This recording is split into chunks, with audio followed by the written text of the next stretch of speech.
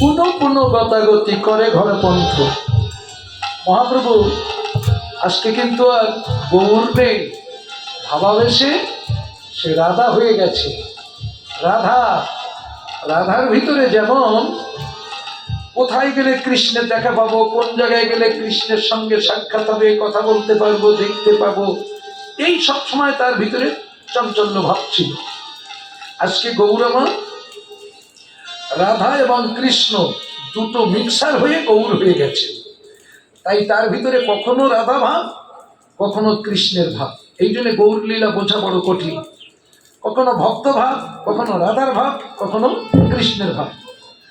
তাই আজকে রাধা ভাবে বিভাবিত হয়ে বলি একেবারে ঘরে একেবারে বাইরে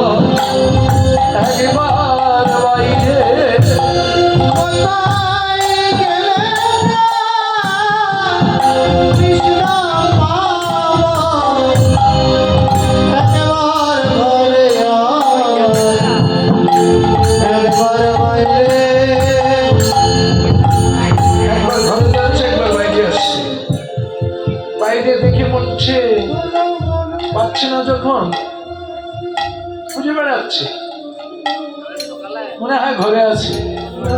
ঘরে এসে খালি কোনায় এখানে ওখানে সমস্ত জায়গায় খোঁজ করছে, পাচ্ছে না, মনে হয় বাইরে আছে। একবার পাগলের মতো হয়ে গেছে, একবার ঘরে একবার বাইরে। এমন করছে কেন? সে তো গৌর, কিন্তু গৌর হলে কি হবে? ভিতরে তো রাধার কাজ করছে, তার ভিতরে রাধার কাজ করছে, রাধা হয়ে গেছে। রাধার যে ভাবগুলো ছিল সেইগুলো গৌরের ভিতর দিয়ে প্রকাশ পাচ্ছে। এটা জগৎজনে প্রকাশ পাচ্ছে, আর গৌর হরি আস্বাদন করছে রাধা প্রেমটা কেমন। রাধা আমাকে পাওয়ার জন্য কেমন করতো, আকুলি বিকুলি করতো, আমি তো জানি না। তা রাধা আমাকে পেলে কত সুখ পেত, তাও আমি জানি না। রাধাকে আমাকে না পেলে সে যে কত কষ্ট পেত, তাও আমি জানি না। তাই রাধার প্রেম রস আস্বাদন করবার জন্যে দুই তনু এক হয়ে গৌর হয়েছে। তাই আজকে রাধা ভাবে বিভাবিত হয়ে রাধারানী যেমন ঘরে খুঁজতো, বাইরে খুঁজতো, তেমন আজ গৌরের ভিতরে সেই ভাবটা জেগেছে। তাই পুনঃ পুনঃ গতাগতি করে ঘর পন্থ। একবার ঘর একবার বাইরে, কোন জায়গায় আছে খুঁজে বেড়াচ্ছে। তাহলে বহির্জগতে এই ঘর আর এই বার, এই দেখছে। আর সঠিক তত্ত্বের জগতে একটা হলো দেহ ঘর আর একটা হলো বহিরঙ্গ জগৎ। এই দুই জগৎ খুঁজে বেড়াচ্ছি না আমরা। আমরা কত কত ব্যক্তিরা একবার পাসপোর্ট ভিসা লাগিয়ে নবদ্বীপ যাচ্ছি, বৃন্দাবনে যাচ্ছি, হরিদ্বার, ঋষিকেশ, জগন্নাথ ক্ষেত্রে, পুরীধামে ঘুরে বেড়াচ্ছি, ভগবান খুঁজে বেড়াচ্ছি। আইসে নাকি আজ পর্যন্ত কেউ? বাহিরে যতই খোঁজো পাবা না, বাহিরে নাই। বাহিরে গেলে ভক্তের সঙ্গ হয়, মানুষের পরিবর্তন আসে। কেননা ভক্তের সঙ্গ করলে ভক্ত স্বভাবটা তখন ভিতরে আসে। এইটাই হয় উপকার। কিন্তু ভগবানটার কিছু পাবো না। ভগবান পেতে গেলে তোমার এই ঘরের মধ্যেই আসে। এই পথ তো সবাই পায় না। এর চাবি গুরুর কাছে থাকে, সব গুরুর কাছে থাকে না, কিছু কিছু গুরুর কাছে থাকে ঘরের চাবি। সেই চাবিটা যে পেতে পারে সে ঘরের সমস্ত সবকিছু দেখতে পায়। ভগবান কিভাবে আসে? কেননা গীতায় বলছেন আমি সর্বভূতে বিরাজমান, আমি সবার মধ্যে আছি। এখানে যত মানুষ আছে আমি সবার ভিতরে আছি। কথাটা তো মানতেই হবে, কেননা গীতার কথা। তাহলে গীতা আমরা সবাই মানি, গীতা আমাদের শিরোধার্য করে রেখেছি। তাহলে সবার ভিতরে যদি ভগবান থাকে, ছোট করবেন কাকে?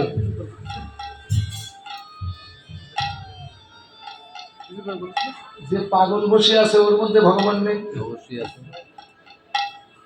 তাহলে এই আত্মতত্ত্ব, গীতা তত্ত্ব যখন জ্ঞান আসবে, তখন কি আর দুনিয়ার কারো ছোট করে দেখতে পারবেন? তখন মহাপ্রভুর আদর্শ কি?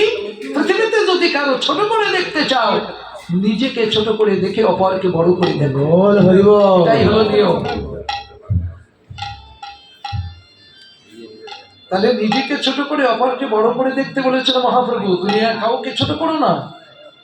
ছোট যদি কারো দেখতে চাও, তুমি নিজেকে ছোট করে দেখো, অপরকে বড় করে দেখো, দেখবে সব একাকার হয়ে গেছে, কোনো জায়গায় কোনো উঁচু নিচু নেই। এটা জ্ঞানের দিক দিয়ে গীতা বলে যাচ্ছে। তাহলে এই ঘরের মধ্যে সব আছে, ভগবানও আছে, আমিও আছি। আমরা বুঝি কি? কেন বুঝি না? এবার দেখেন, এই মন্দিরটা হয়েছে, মাইন্ড করুন, এই জায়গাটা আমার, ও মন্দিরটা হয়েছে, জায়গাটা আমার, রাস্তার ধারে বড় বড় দোকান আছে আমার, বাজারে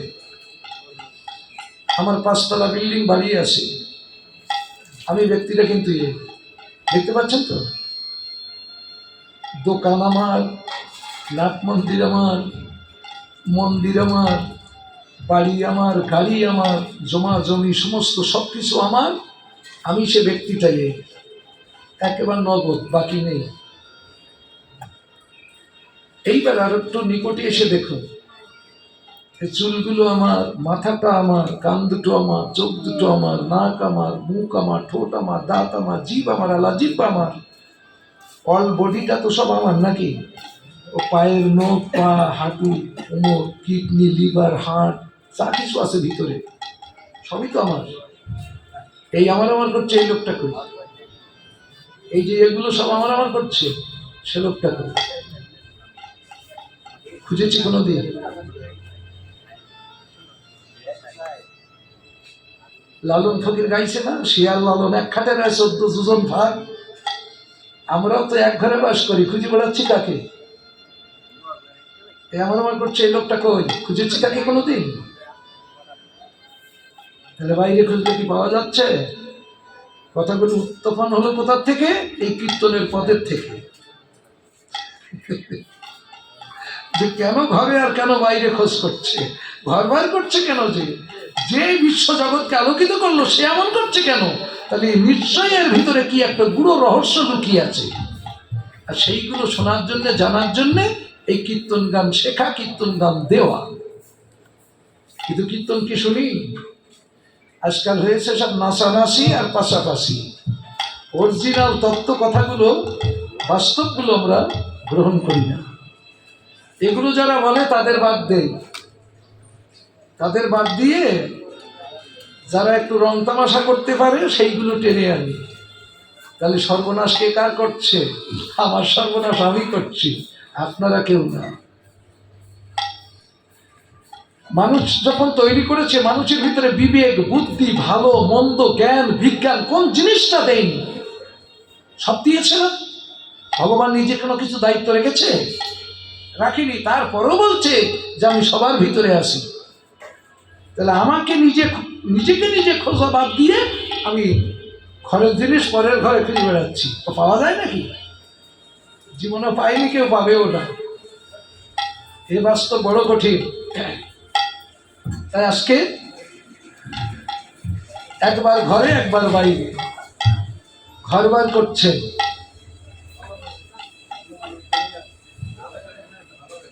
আর কি বলছে? ক্ষণে ক্ষণে ফুলবনি চলায় একান্ত, ক্ষণে ক্ষণে ফুলবনি চলায় একান্ত, ক্ষণে ক্ষণে ফুলবনি চলায় একান্ত, ক্ষণে ক্ষণে ফুলবনি চলায় একান্ত।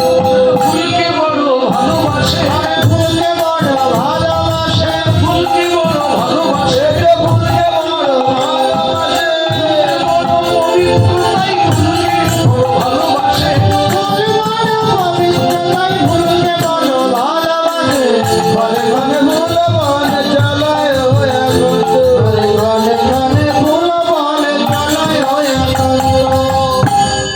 ফুল পবিত্র তো নাকি?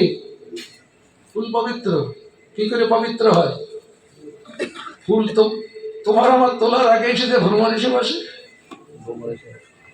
ভ্রমণ এসে মধুপান করে যায়, একটু করে, একটু জিনিস কি পবিত্র না পবিত্র? পূজা করতে গেলে যে মধুটা দিয়ে আমরা, ওটা কি এটো না? যে কাঁচা দুধ দেয়, দুধ এটো না? বাছুর না খেলে দুধ আসে গাভীর মানে? ফুল পবিত্র, ফুল দিয়ে গোবিন্দ পূজা করতে হয়। যে কোনো মানে পবিত্র স্থানে রাখতে গেলে ফুলকে আগে নিতে হয়। ফুল পবিত্র, বুঝতে পেরেছেন? আর এই ফুলবনে যাচ্ছে আর আসছে, ফুলবনে যাচ্ছে আর আসছে, তাহলে ফুলে ভ্রমর বসে মধুপান করলেও কিন্তু ফুল পবিত্র। আর আমার এই সংসার মাঝে মায়েরাও কিন্তু পবিত্র। মেয়েরা মাসে মাসে ঋতুবতী হয় না, আমরা অপবিত্র বলে দূরে রাখি না? ঋতুবতীটা কিও? ওটাই তো ফুল। তাহলে ও ফুল ফুটলে আমরা ঘৃণা করে দূরে সরিয়ে রাখি কেন? এই তত্ত্বগুলো তো কেউ বলে না, কেন দূরে রাখি?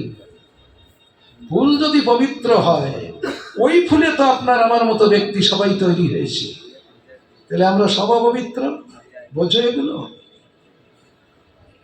কোন জায়গার নাট কোন জায়গায় লাগানো এ ঠিক মতো না জানলে মেশিন কি স্টার্ট হবে? কত নম্বরের নাট কোন জায়গায় লাগাতে হবে, এইগুলো হচ্ছে সনাতন ধর্মটা। কিন্তু কোনো ব্যক্তি স্বার্থের ধর্ম নয়, এটা মানব ধর্ম, এটা মানুষের ধর্ম। ওয়ার্ল্ডে যত মানুষ আছে সমস্ত মানুষের শিক্ষা দেওয়ার জন্য, এখানে কোনো সাম্প্রদায়িকতা নাই। কিন্তু এগুলো আমরা কেউ বুঝি কেউ বুঝি না, কেউ জানি কেউ জানি না। তাই ফুলবনে যাচ্ছে আর আসছে কেন? ফুলকে বড় ভালোবাসে। ফুল পবিত্র, আমার প্রভু পবিত্র, তার ভজন পবিত্র, তার সাধন পবিত্র, তাকে যারা ভজন করে তারাও হয় পবিত্র। তাহলে আমরা এবার দেখতে হবে আমরা পবিত্র কিনা। আমরা পবিত্র হওয়ার জন্যে ওই কিছু মন্ত্রতন্ত্র শিখেছি, তাম্বুলে জল নিয়ে 3 আঙুল দিয়ে বলি অপবিত্র পবিত্র বা সর্বাবস্থান ছিটে মারি, ওতে কি পবিত্র হয়? তাহলে হ্যাঁ গঙ্গা জল নিলে, তাহলে গঙ্গায় ডুবে থাকো দি, গঙ্গায় ডুবে থাকলো কি পবিত্রতা আসবে? তা যদি আসতো গঙ্গার ধারে যে কটা থাকে সব স্বর্গে চলে যেত। পবিত্র আসবে কোন দিনে? যেদিন ভিতর থেকে হিংসা, নিন্দা, তম এগুলো দূর হবে, সেদিন দেহ পবিত্র হবে।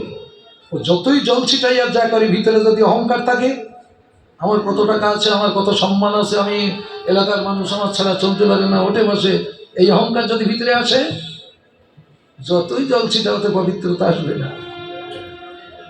মানুষের প্রতি যদি হিংসা করো, হিংসা ভাব যদি তোমার ভিতরে থাকে, তুমি অপবিত্র, তুমি পবিত্র না।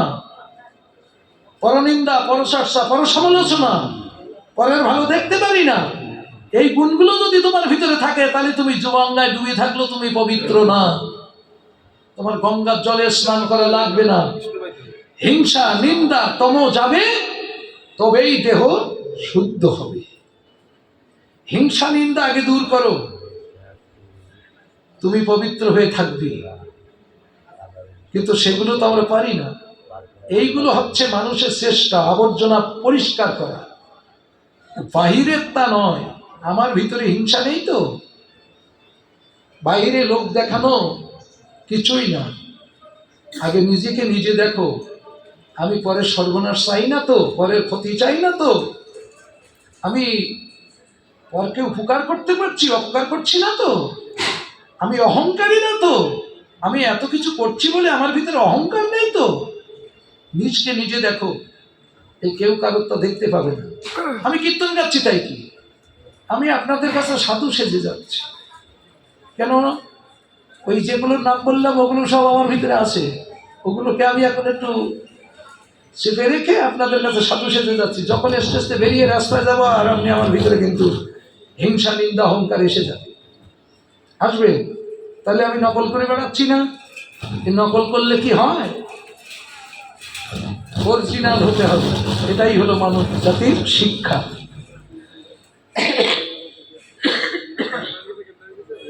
হিংসা, নিন্দা তম যাবে, তবেই মানব দেহ শুদ্ধ হবে।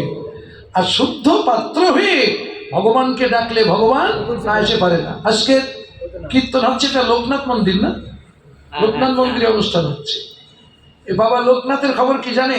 উনি তো মানুষ নাকি, কিন্তু ওনাকে মন্দির করে বসিয়ে পূজা করছি কেন?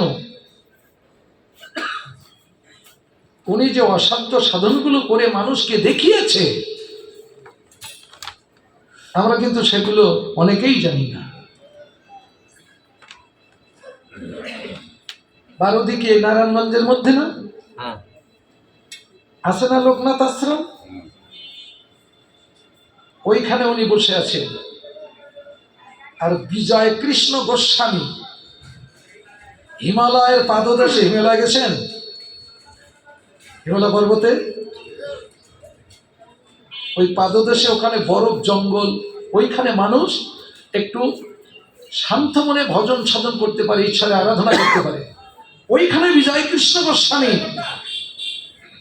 তখন সাধনায় বসে আছে। এদিকে বনের ভিতরে কিন্তু মাঝে মাঝে দাবানল হয়। দাবানল কি জানেন তো? এই যে কাটে কাটে ঘর্ষণ লেগে আগুন হয়, সেই আগুন থেকে শুকনো লতা পাতা, গাছপালা, বনের যে বড় বড় শুকনা গাছ টাছগুলো আগুন হয়, বিশাল আগুন। কিন্তু দাবানল চারিদিকে ধরে গেছে, বিজয় কৃষ্ণ গোস্বামী আগুনের মাঝখানে পড়ে গেছে। তখন বলছে, আমি ভগবানের ভজন করতে এসে আজকে আমি আগুনে পুড়ে মারা যাব? লোকনাথ বাবা বলেছে না, রণে বনে জলে জঙ্গলে যেখানে বিপদে পড়িবে আমাকে স্মরণ করিও, আমি তোমাকে রক্ষা করিব। এরম কথা আর কেউ বলেছে? লোকনাথ বাবা বলেছে। তাহলে নিশ্চয়ই তার একটা সুপ্রিম পাওয়ার সে হাতে পেয়েছে, যে পাওয়ারে কথাগুলো বলছে। ঠিক আছে, যে যখন কথা বলে তার কিন্তু এক একটা পাওয়ার থাকে। এই পাওয়ার সম্পর্কে আমরা সবাই জানি না।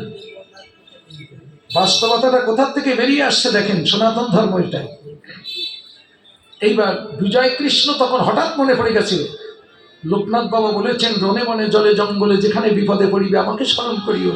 কোথায় বাবা লোকনাথ? তুমি আমার এই বিপদ হইতে রক্ষা করো, আমি ঘোর বিপদে পড়েছি, আমার এই অগ্নিকাণ্ডের মধ্য থেকে তুমি রক্ষা করো।